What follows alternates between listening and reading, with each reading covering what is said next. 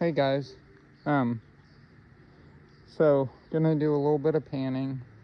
We got a inside bend here, and you can kind of see how the creek flows down, and when it's flooded, it's gonna go a little more straight, and that's where this rustic spot on the inside of the bend is, so that's where we're gonna try.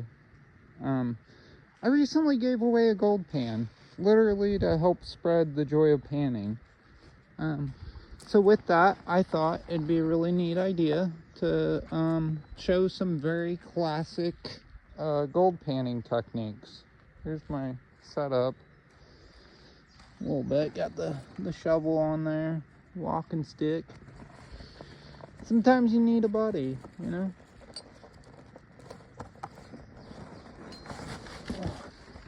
and that's okay. We all do well, but it's all right to need a little assistance time to time. So I'm not even going to use the classifier. That's what that's called. This is a classifier. I'm just going to use my gold pan. The person I gave it to was incredibly kind, and you can see all that brown staining right there. So this is all, where the heavies have dropped out. That's hematite or flakes of iron that have oxygenized. I don't know, maybe with the water, could be with the something, or with the air. I'm not sure which. It's probably more of a chemistry thing. But here we go. Literally just, you see it right there. Just scooping up, I don't know, a third, half. We're gonna slosh her. And I've been doing this for more than a day now. So always use two hands if you can. I've for whatever reason, I really enjoy just using one hand anymore. And it's kind of useful with the videos and stuff. But so it's a little heavy, you can put it in the water.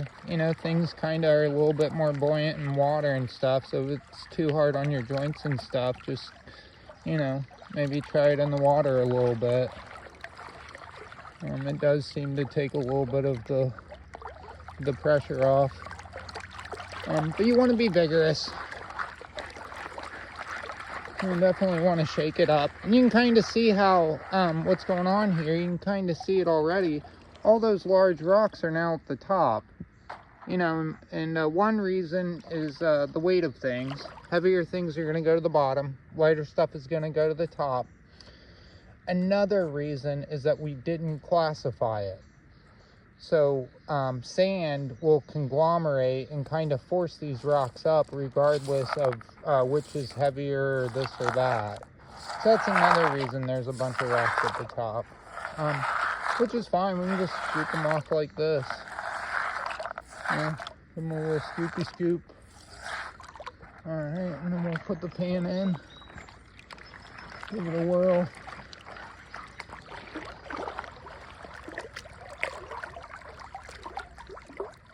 You can kind of see how the material is definitely moving and jostled, and that's all you're trying to do is just shake it up a little bit so that it's kind of free falling constantly, known as stratifying, giving it different layers.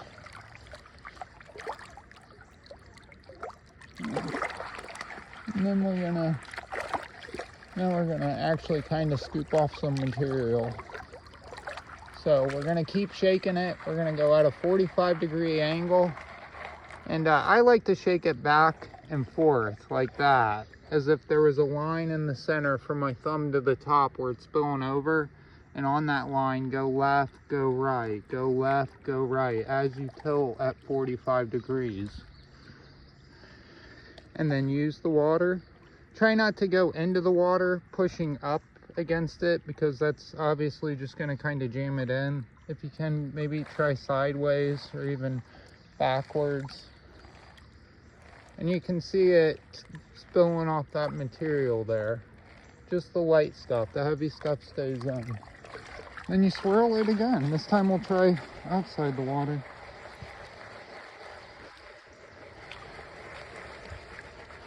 You can kind of see how the rocks are coming towards the top. We're gonna do our 45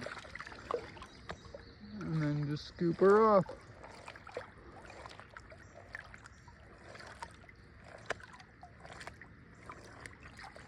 And now you can also see how we're getting towards that bottom layer was most definitely sand, you know, which is how it's gonna go. And then we'll shake it. You can kind of see where we're getting a thin line of black sands there a little bit, maybe. You can see it's a little peppered. Right there, yeah, you can see that black sand just a little bit. So it's starting to do its thing, stratify. You don't want to wait like I did. You want to get it while it's still kind of free-flowing. Yeah, and is it perfect? No, it's coming up in here, grabbing that area nicely. You got a lot of good sand. This area, the water was hesitant to get into. However, you know, maybe not unlike life, it's about progression, not perfection. So we did remove some more things that we needed to remove from it. You know, that's not bad, that's good. Maybe it's not the amount that you want or where you wanted it, but it is moving along. Progression. Now we got a little more of a better black one. Sorry, losing the glasses there. Yeah, you can kind of see that a little bit better. You see at the very beginning, some people will call the sands blondes, and then the black sand is black sand.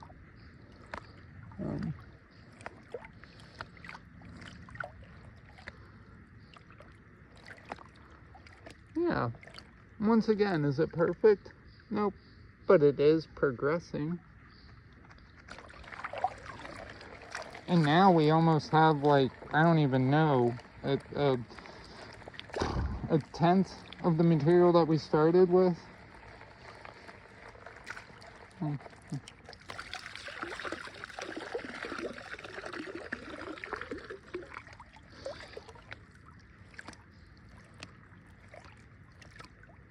You want to, most people try to get the water only halfway up on your sand. Generally where that black sand is on the back of it is also where the gold's going to be, or somewhere therein. Here, let me try. So when I'm going in, you know, when I'm shaking it, I'll do my swirling first, and then I'll start, you know, when I'm ready to divvy it up, I'll start doing this. Going at the 45 and doing a left, right, maybe shaking a little bit, but, and then there's about the 45-degree angle that I tuck it into the water with. And you can see, it's kind of like pulling a tablecloth off the table, but you want to leave everything else on it. Is the technique there. And now we're basically down to nothing. So here, I'll show you what it's like when you're not in a creek that's flowing. Whoops. Always wear shoes.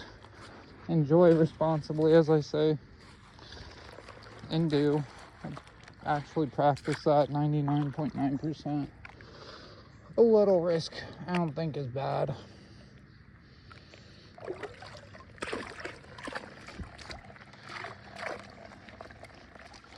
Someone can always make the point that it's terrible, though, and, you know, I don't think it's bad.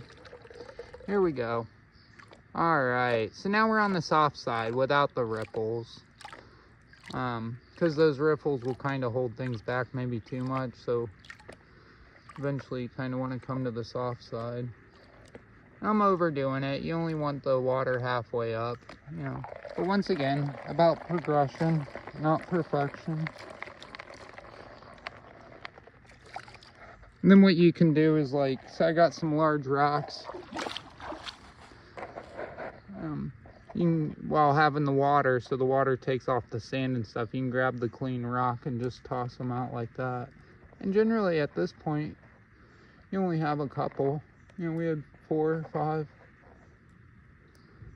You don't have to, but but the gold will tend to hide underneath them and you may never see it. So when you empty that rock out through the panning technique, you might accidentally let the gold out. So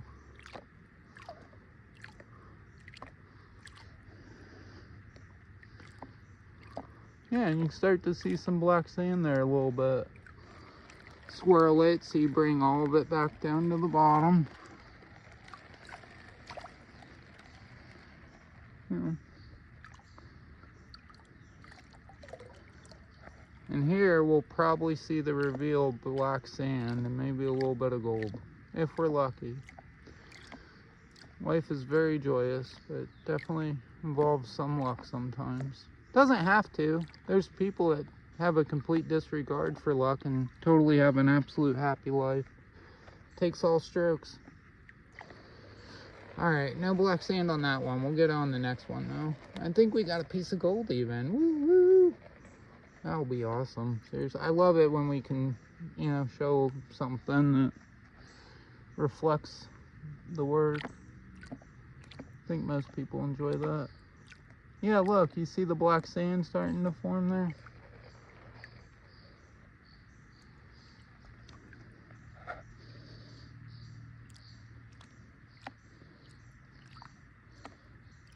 And for this pan, that's probably,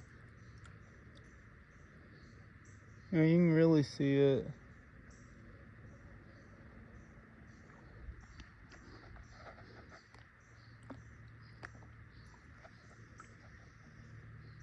Yeah, a little bit. It's actually black as night in person, but it's coming up rather blonde on the camera.